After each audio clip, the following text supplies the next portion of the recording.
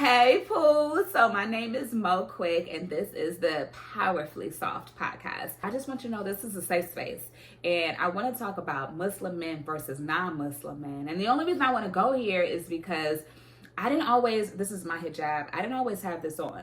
Like my whole life, I've been Muslim, Muslim dad, Muslim mom, raised Muslim school, everything. I used to even live in Egypt, Cairo, Egypt, like legit Egypt.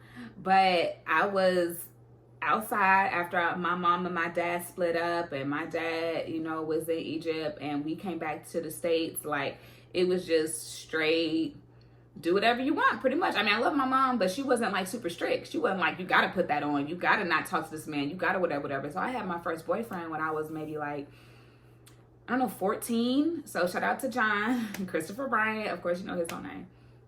But it was just, just dating, hanging out, socializing. And when I started putting my hijab back on, maybe like 3 years ago, I noticed the difference like night and day between dating non-Muslim men and then courting Muslim men. So my husband, which is my ex-husband currently, because after I put this back on and started practicing Islam again, whole life changed. So of course my man had to change, because he said he was Muslim, but that's when I wasn't practicing. But again, the difference between a Muslim man and a non-Muslim man, night and day, even if he does take his shahada. Shahada is basically you affirming to the world that you believe in one God and that the messenger of God is Prophet Muhammad, peace be upon him. So yeah, he took his shahada, but mentally in his mind, he was not a Muslim man. I'm gonna tell you a story. I probably shouldn't, but this is a podcast, and I said it's a safe space. So if not now, then when? So when I started practicing again, I wanted my ex-husband to become mentally a Muslim man, right? So I was like, let me call a Muslim guy that I know, and let me see if he can come and talk to him. So I called him, and he was famous. Everybody knows him. He's on TV, all of that good stuff. So I was like, hey, I'm going through difficulties in my marriage. My husband, after I started practicing again, he is, even though he fasted his Ramadan, yeah, he praying, but he like, every time. And my rights are not being met. And he was like, nah, sister, listen. Because a Muslim man going to talk to you a certain way. Listen, even if he's not all the way, because we are going to talk about the Muslim men that say that they're Muslim and are Muslim mentally, but they have a weakness for women. And a lot of my Muslim sisters were like, in a reel that I made on this very topic, Muslim men are not even ready for Muslim women. So we're going to talk about those kind, right? But let's talk about the ones who are ready for you. So he was like, nah, sister, listen, that man needs to learn the deen, the religion, for himself, because he's supposed to be leading you. He's supposed to be guiding you. He's supposed to make sure that you don't got to go out and you ain't got to work and you ain't got to be around all these other men. And everything he's saying, like, I'm melting into my seat. I'm like, oh, this is the man that I want. And I look back at my husband like, ain't no way he ain't gonna morph into this dude. Like, either you with it or you not. And of course you can go through life changes and then you can become, someone else, something else. But I don't see no huge life event about to take place. So in my mind, I'm just like, man, brother, you the one I want. Like, you can go ahead and drop this man off at the door right now. Like, I want you. But, I'm married still. So I'm just like, okay, alhamdulillah, you're right. I do need this type of man. Can you? And then I even invited him to the house so that and he said he was with someone. They're not married, nothing like that. I think she was non-Muslim. I invited both of them to our house so that he could, sit down and talk to him. But after I hung up that phone, I was like, girl, you need a real Muslim man. There is no in between. There is no somebody who trying there. And he wasn't even really trying.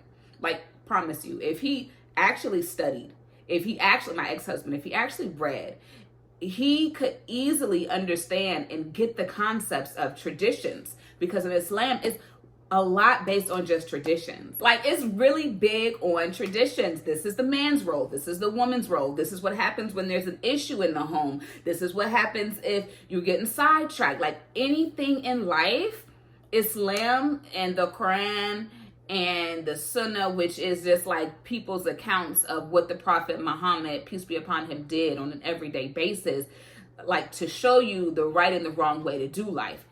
Like, there's something for every part of life in those books. So if he just studied just a little bit, he could have learned how to become the man that I was looking for.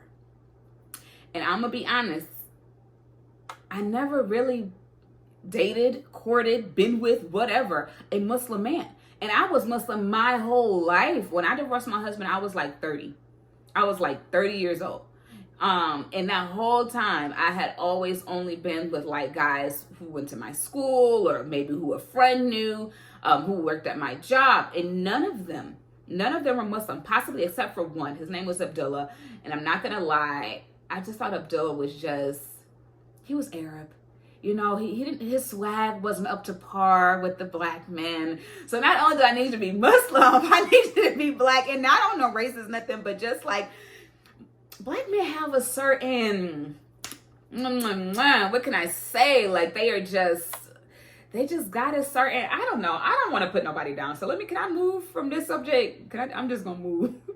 But like, up until that point of me literally deciding after I divorced my husband, because I'm like, listen, this ain't what I want. You know what I mean? I see you trying. That's beautiful. You already told me out your mouth that you don't want to even be Muslim no more. Not that you was practicing the right way. Not that you even read or was treating me the way that my father treated me, because of course I was raised Muslim. So my father was a certain way.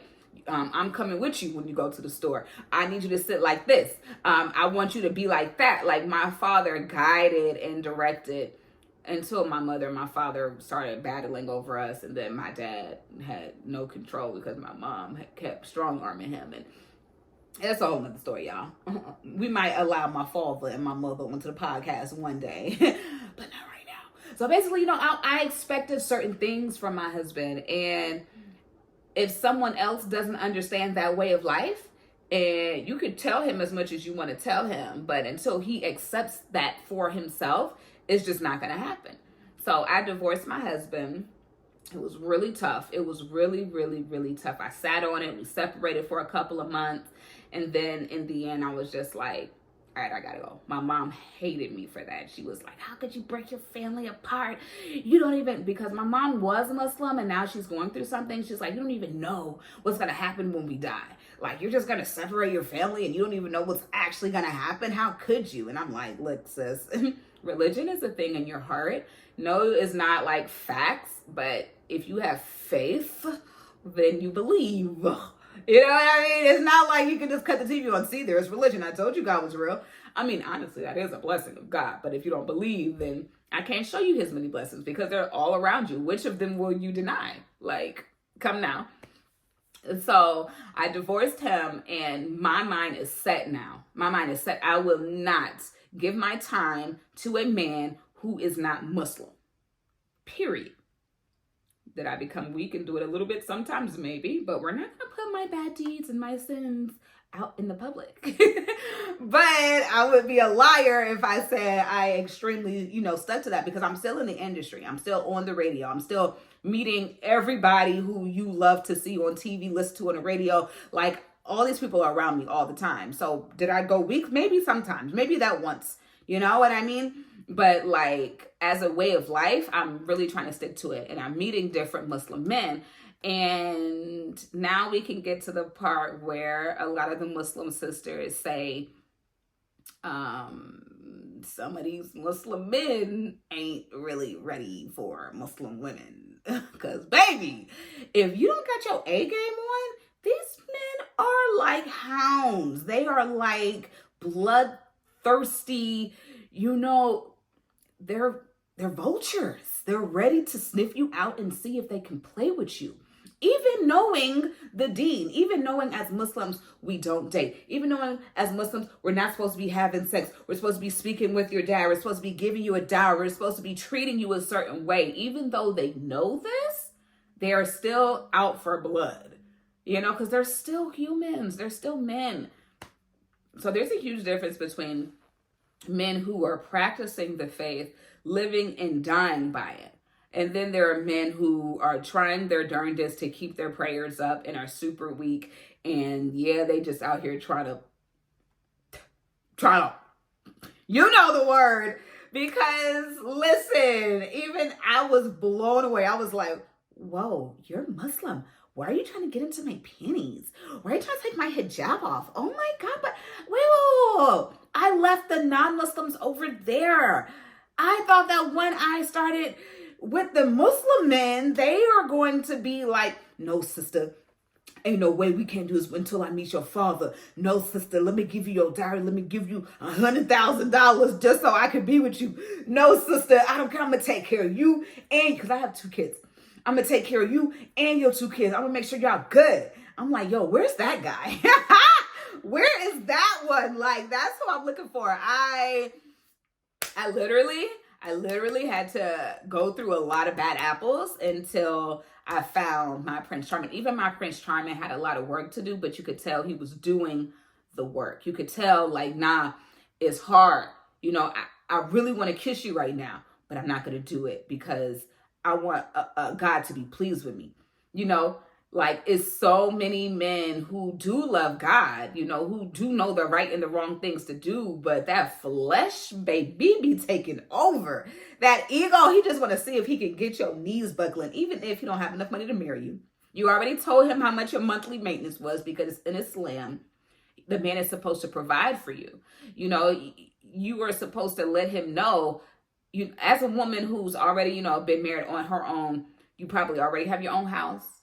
Hold on, I think that's my man. Hit me up. It is. Can y'all give me a second? Okay, this is my attendant. I'm already knowing. He is crazy, y'all. He is crazy. Do you mind? Okay, let me just take some back real quick. Let me cut my ringer off so he don't distract me.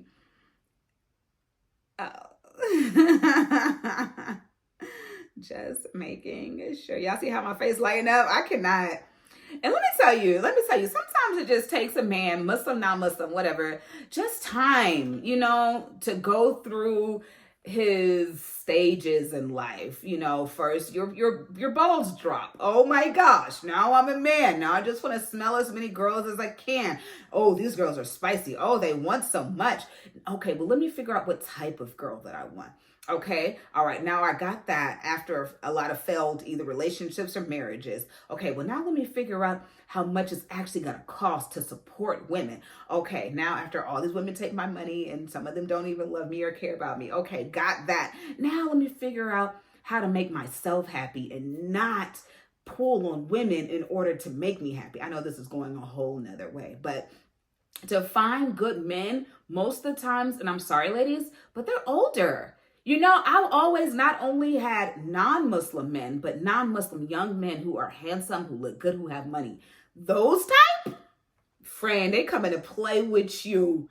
Friend, they coming to play with you. In my next episode, I want to talk about how to attract well-paid men, but well-paid men who are looking for marriage purposefully, because that's a whole nother story. Okay, let me try to get back on topic. I know I am way far from the goal line, but after I decided to only start being with a Muslim man, because of course, after my marriage, I want to get another husband. It didn't end because someone was cheating, gambling problems, drugs, addiction. No, it was just simply, you're not Muslim. I see you making zero efforts. We've been married for like 4 years now. And now you're not only not studying at all, you're telling me with your mouth, I don't want to be Muslim at all, period. And this is not how, like, one of my deal breakers, I told him day one, if you're not Muslim, I'm not marrying you. This man took his shahada, became Muslim, not in his mind or in his heart, but just out loud. I went with the flow, detrimental. We're not doing that again. No, sir. So after my divorce, I'm like, I want to be married again. It was a great situation. Marriage brings you balance. It brings you stability. It allows you to start stacking for your legacy and building for your future. You know, when you outside just by yourself, at least I found it difficult to come home on time, to not be out all times of the night, to keep up with life, to get serious. Like, I didn't start adulting until I had a kid and was like, he needs stability. Let me find a mate, because I was just, child. Okay, let me stop telling you about my life. Well, at least that part of my life. Let's go back to, or let's move forward to where in my mind, I'm thinking I want a Muslim man so that I could be married, so that I can live the way God wants me to live, so that I can raise my kids the way that I want to raise them. Because sure, you can be with someone from a different religion. Okay, yeah, sure you can. But when it's time for Christmas and Eid, or you're celebrating Christmas, you're celebrating the birth of Jesus and everything it stands for, which, by the way, is a pagan holiday. So, of course, you have made up things like the tree and Santa Claus and gifts and coal. Like, all of these different symbols are from pagans used to, like, drink blood and stuff. I'm sorry, I don't know the history of pagans, but this is just some of the stuff I read. Drink blood because of this. Worship this because of that. Like, just ideology to the 10th degree. And something we 100%, when you take your shahada, I believe in one God, like monotheism, not polytheism. And that's paganism. So are you going to celebrate Christmas? No? Okay, well, you're the only one in the house, because of course he wants them to have the same experience he had as a kid. Of course, or she wants the tree up, So like, what compromises are you okay with? The unequally yoked thing that's in the Bible, by the way, not even something that I learned about in Islam.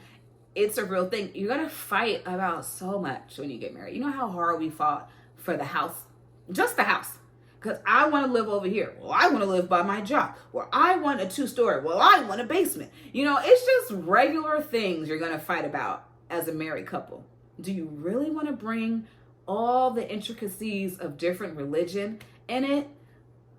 It's like, save yourself some time and some breath. Like, just be with someone who believes what you believe, who is on the path that you're on, and who eventually wants to go to the same place that you want to go to. Heaven, of course. But of course, we believe that there's different ways to get there. We believe if you this and this and this and this. Like, I don't even want to go into it. I just want to say, after leaving my marriage, I told myself there's no way I'm going to do that again. There's no way I'm going to be with someone who I don't know 100% sure that he wants Islam because he wants Islam. Not because I want him to be Muslim, but because that's what he wants to do. It's already done. Hopefully has even born into it. So his family's already Muslim, because I don't want to go around his family. Why she got that thing on her head? Is she ever going to take that off?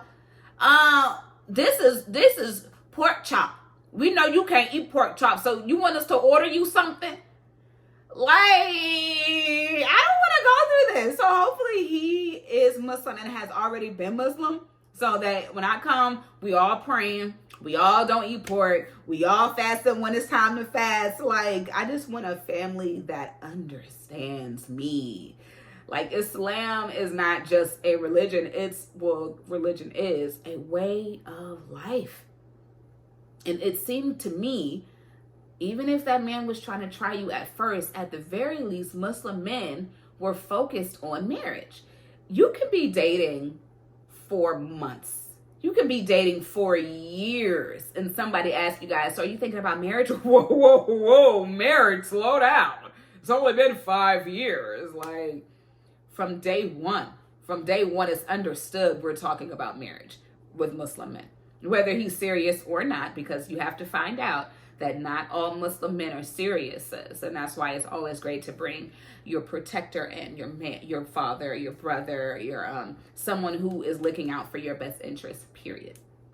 Because at the very least, he has to say, I'm interested in you for marriage, whether he's being honest or not. Because if we're not talking about marriage in Islam, we shouldn't be talking. There's no dialogue between you and I, like, period. So the conversation started off completely different. When you're getting to know somebody in the non-Muslim world, and you're just dating someone, you're just like, oh, hi, so like, where are you from? Oh, I'm from Canada. Oh my God, Canada's so great. So what were your past relationships like? Oh, that's crazy. I can't believe she wanted to marry you in the first year. That's it. No, I'm not even ready for marriage. Honestly, I don't even know when I'm gonna be ready. Back of her mind, sis been ready. Sis only looking for a husband. Sis want to be taken care of today. But she's afraid to let you know. She's afraid to let you know because that's just like our society. If I tell a man I'm interested in marriage, especially on the first date, he gonna be scared. You can expect him to run. You can expect him to be like, what the hell? Unless you took that dive and you say it and then you find out he is too. And you're like, oh my God, we're like unicorns. No one else our age in our city is on the same wave. And you're happy that you took that dive. And even I heard the men are like, man, why I feel like girls just out here playing games. We're like, cause y'all playing games. No, man, I'm looking for a good woman and blah, blah. What? Well, why you ain't say that? Like, I'm playing cause you playing and you playing cause I'm playing. Wait a minute. The games are real in the non-Muslim world. So at the very least, when I began intentionally talking with Muslim men, the conversations started at marriage. The conversation started at what type of wife would you be? What type of husband are you looking for? What's your time frame for marriage? You know what I mean? Like, and it's not weird. It's actually expected. So if someone is not talking about marriage, it's like, excuse me? You thought I was just talking to you? Oh my gosh. He is just, like, don't let the community find out that this guy over here is not looking for a wife, but yet he's talking to different women. It is just like, astaghfirullah. Oh my goodness. May God please protect you away from Satan. You Jezebel. Like, for real. So that was refreshing. I mean, of course, again, I had to find out that some of these guys were just on some BS. And sure, they say, oh, Islam, oh, marriage. But in their mind, they're like, man, I wonder how long it's going to take her to take that hijab. I wonder how long it's going to take her to actually come to my house. Like one guy, I'm not going to put no names out, nothing like that. But did he hit me up on social? I want to say he hit me up on social, liking all my pics and my DMs. Sister, you're doing a great job. I want to commend you. Woo, woo, woo. And I'm like, okay, thanks. And then he's an imam. Really, he's just a speaker sometimes on Fridays. Young, handsome. And I'm like, well, what's good with him? You know, obviously he's leading our conversations in the whole entire masjid, the whole entire house of worship. So he must be about something. So, you know, I hit him up on social. Hey, you know, can I talk to you or whatever? So he gave me his number and we started talking. Day one, he's talking about, oh, do you believe in soulmates? You know, God created souls not one by one, but he created us in pairs. Like, I don't know, sister, I'm just thinking, like, you think it's possible that we could be first conversation. You think it's possible we could be soulmates? I'm like, wait, what are you talking about? I know he ain't spitting game. Now, he couldn't spit game because this is like one of my first, second, possibly second, maybe third Muslim men I ever spoke to. The first two was straight marriage. Actually, it scared me a little bit. So I did not get married to them. Probably should have. But at that point, I'm still trying to learn how to be with a Muslim man because I'm still in my dunya days. Yeah, I got my hijab on. Yeah, I'm making my prayers now and I'm really trying. But mentally, I have to take away societal norms and get into something that does not feel as comfortable. So I did not marry them, even though they were like for real serious. This guy, I'm like, is he renegade? Now he can't be because he's Muslim. He can't be because he's an imam. He's leading the masjid. You know, okay. Yeah, I guess we could be soulmates. I mean, I'm just saying this conversation is crazy. It would be crazy if I told you I loved you on the first conversation, huh? I'm like, soulmates? You love me? I said, wait a minute. Did you say we soulmates and you love me? Whoa, sister, I didn't say all of that. So what did you say? Like, when I say his mind game started from day one, and because all I see is Muslim man, I'm like, well, maybe he didn't really, you know, maybe he's not. Well, like, girl gave him every excuse in the book. And like, the second day we was talking, he was traveling to Saudi to make Umrah with, like, a group. So I'm like, you know, and he in Saudi. He saying he praying for me at the Kaaba. He's in line buying me different stuff. Hey, what size you wear? I'm gonna get you this. Oh, I see this thing. I'm about to get you that. So he buying me stuff. Like, nah, he can't be running no game. Girl, he talking about pick me up from the airport. Picked him up from the airport, right? And I had already planned for him to drop his bag. We're gonna take him back to the house. We're gonna drop his bags off, and we're gonna go to this little spot that I like. When we get to the house, he's like, "You coming upstairs?" Come upstairs, brother. We was on fuck on the phone. This is my first time seeing you in person. This is my first time seeing him in person. He already invited me upstairs. I said, no, why would I come upstairs? Like, I got that part down. Don't have sex. Got it. Cool. Yes. Check. I got that part down. So why you invite me upstairs? And he laughed. He was like, okay, it's cool. No, it's cool. And I'm like, no, I think we should go to this spot that I know down the street. Oh, yeah, all right, cool. We could do that. Let me put my bags up. Yeah, let you put your bags up. Why I'm blown, y'all, my mind. I'm like, how can this Muslim man be inviting me up? I got my hijab on. I ain't never mentioned nothing like, we ain't never talked about nothing like this. Why would he think it's okay? Come to find out. Y'all ready for the juice? Let me drip it. Come to find out, he always getting in Muslim sisters' pants. He always doing this. This is his thing. Like, he got blasted on social media for this. And I was like, well, I'll be a rat's behind. Well, I'll be a rat's butt. First of all, I thought he was going to, of course you think we're going to get married. Like, we have great conversation. He was top tier. Like, mentally, he was top tier. Emotionally, he got a lot of stuff to deal with, which I find within men, Muslim, non-Muslim, Christian, Jews, and women too. Those of us, and I'll say us, I'll group me in there because I really had to do some soul searching and dig myself out of this emotional hole.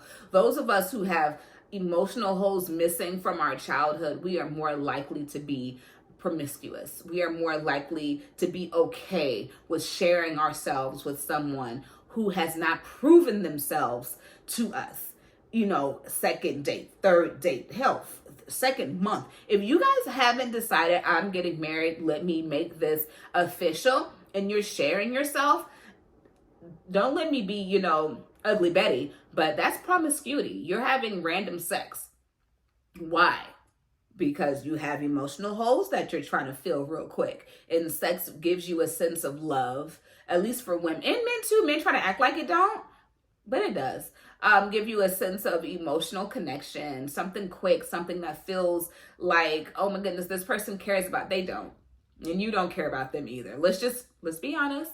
Because when we're honest, we're able to fight through those feelings and see it for what it actually is. So I could tell maybe like the third month we're talking, you have emotional holes that are deep. Not saying I don't. I just admitted it. I have some too. But like yours are deep. And it seems to me that you have a false sense of confidence, also known as narcissism. So yours are so deep and not getting healed because you're refusing to admit that they even exist. So I'm not going to fault the brother, but I will just say it's obvious that he had some work to do, mentally, emotionally. But let me say this, the positives to a Muslim man who is practicing intentional and ready for a wife. And that what I've seen is something that can make a woman feel 100% at ease, 100%.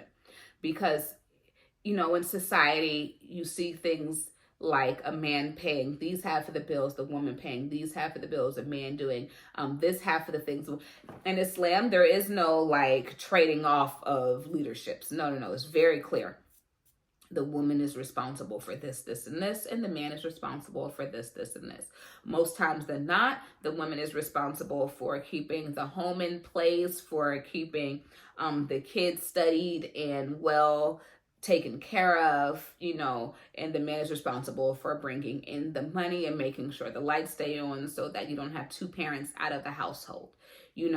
That way, when the kids are home, when they're coming from school, whatever, you don't have kids raising themselves or being raised by a brother or a sister, which of course you're putting unnecessary pressure on the kids. I know for us, my mom, did not have a husband for a little while. She got married, unmarried, married, remarried, or whatever. But the bulk of the responsibility was on me and my sisters to take care of each other. And that did things for my emotions. It definitely allowed me to have holes, especially because that now that my mom has put this pressure on me, that means that my dad was not there. So now the pressures of not having him and having to be someone else's stepmom, my sister, it's just, it makes you grow up to be someone who you're not. Then you have to go backwards and figure out who you actually are so that you can become healthy enough to be with someone. This next episode coming up, I want to talk about how you can attract a handsome, whatever your idea of handsome is, because beauty is in the eye of the beholder, a wealthy, well-to-do man who has value. Some of us have to first find that value within ourselves, and we're going to talk about that coming up in the next episode, but this is where it's all stemming from. Growing up. How'd you do it? Who was there? Who wasn't there? How did you have to overcompensate or undercompensate for what you weren't given? And how is that showing itself now in your adult life? That one's going to be a little juicy. I can't deny it. So I hope, this has been informative. I'm just going to say a Muslim man is traditional. From what I've seen, a Muslim man is traditional, and I love it. So many things you do not have to tell this man. He knows already. He gets it. He understands, especially if he was born Muslim. That means his dad was doing it. That means it's embedded into him. Like my guy who I was just texting, like he comes from a family of Muslims. I think he's like third generation, but wallahi, alhamdulillah for him. I wish I could just tell you all about him, but he don't like his business in the streets. So I can't, but just know, like, it took me 3 years and a lot of what I felt like were failed attempts. Excuse me. But they were just God priming me and getting me ready for when that type of man comes, so I know what I'm supposed to be doing. So ain't no way I'm about to fumble the ball on this one. Like, God strengthened me in so many different ways before he got here, and I can't wait to share them with you coming up in the next episode. So bye, Pooh. I hope to see you next time. This is the Powerfully Soft podcast, and we'll be here every single week. Bye.